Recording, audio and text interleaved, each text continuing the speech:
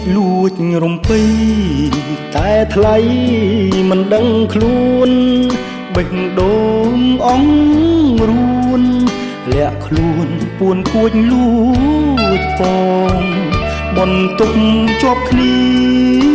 ជញ្ជាំងតែមួយនឹងបងបានត្រឹមអង្គុយទល់ខ្នងលាក់បំណងមិនស្ដីបងមកពីស្រែអូនមកពីស្រែដូចគ្នាចិត្តនឹងការងារមិនរួញរាមិនថាយប់ថ្ងៃបន្ទប់ជួលគេដាច់ខែសល់ប្រាំងសំចៃ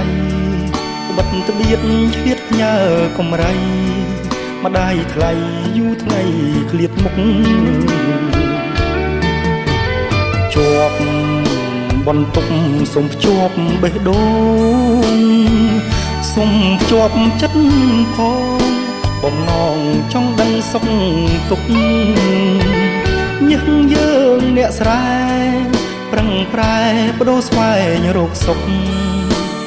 ដងហើមយើងនៅស្រុកមានម៉ែមានពុករងចាំដូចគ្នាបរិយាយម្នាក់ឯងសោកសង្រេងវង្វេងពិតបងព្រួយបងគិតស្នេហ៍មាសមិត្តអាណិតពុំងាខ្នងផ្អែកជញ្ជាំងនិស័យឲ្យបងក្រមគ្រាបន្ទប់យើងជាប់គ្នា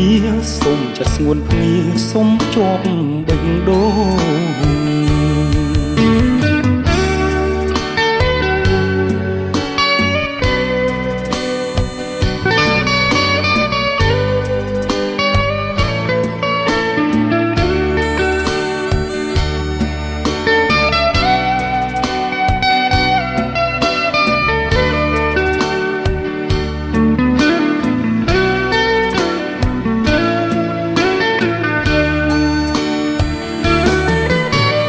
ជាប់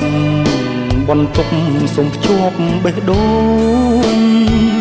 សុំភ្ជាប់ចិត្តផងបំណងចង់ដឹងសុខទុក្ខញឹកយើងអ្នកស្រែប្រឹងប្រែបដូរស្វែងរកសុខដងហើមយើងនៅស្រុកមានម៉ែមានពុករងចាំដូចគ្នាបរិយាយម្នាក់ឯងសោកសង្រេងវង្វេងពិតបងព្រួយបងគិតស្នេហ៍មាសមិត្តអាណិតពុំងាខ្នងផ្អែកជញ្ជាំងនិស័យឲ្យបងក្រមគ្រាបន្ទប់យើងជាប់គ្នាសុំចិត្តស្ងួនភ្ងាសុំជាប់បេះដូង